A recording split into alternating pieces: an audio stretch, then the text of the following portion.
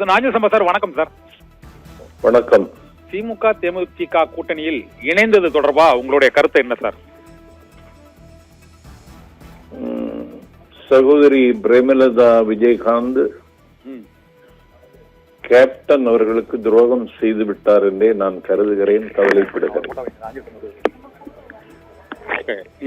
TR Balu அண்ணன்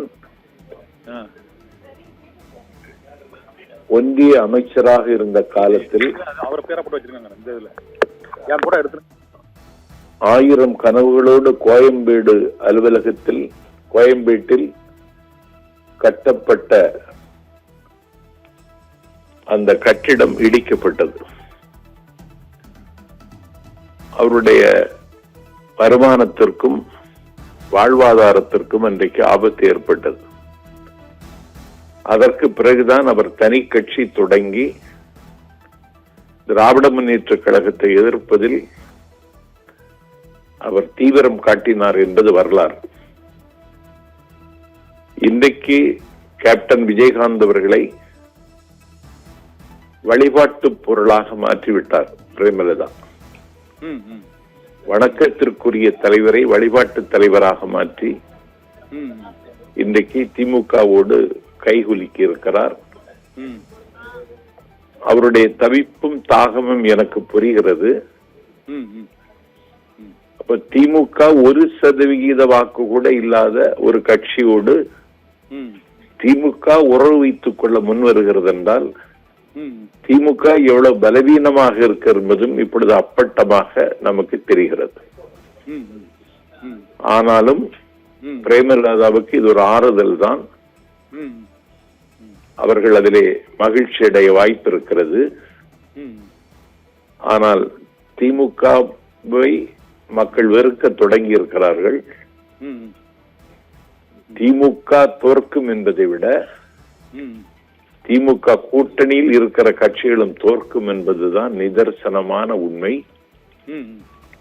நாடெங்கும் திமுகவுக்கு எதிரான ஒரு அலை வீசுகிறது என்பது உண்மையிலும் உண்மை. ஆகவே ஒரு தேர்தல் களத்துக்கு வருவதற்கு சகோதரி பிரேமலதா விஜயகாந்துக்கு ஒரு வாசல் திறந்திருக்கிறது, அவ்வளவுதான். இதுல வேற ஒன்றும் இல்லை. ஓகே ரஞ்சித், இன்னொன்னு, ஒரு பெரிய அதிருப்தி அலை திமுகவுக்கு எதிராக வீசுகிறது என்று கூறினீர்கள்.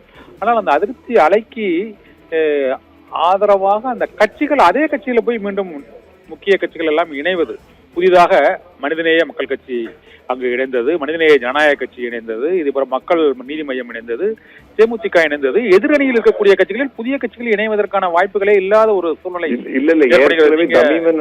ஏற்கனவே இணைஞ்சிட்டாரு தம்பி.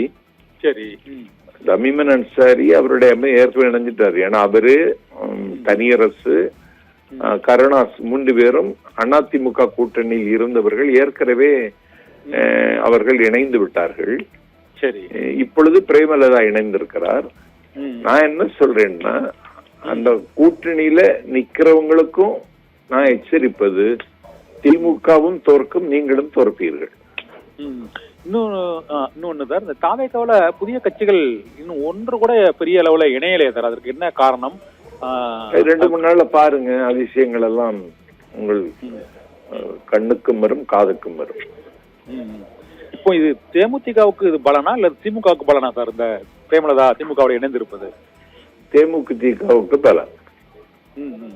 அதிமுக பாஜக கூட்டணிக்கு இது ஒரு பெரிய பின்னடைவு நினைக்கிறீங்களா? அங்க இருந்து அவங்க பிரேமலதா விஜயகாந்த் சேர்த்து கொள்ளலான்னு அவங்க திட்டம் போட்டாங்க.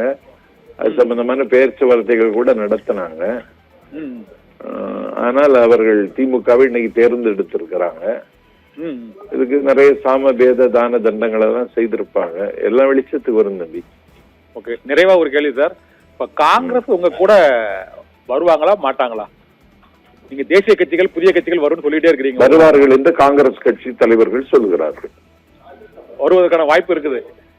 ஆமா. ஓகே, மிக்க நன்றி சார். எங்களோட உங்களுடைய கருத்துக்களை பகிர்ந்து கொண்டமைக்கு மிக்க நன்றி.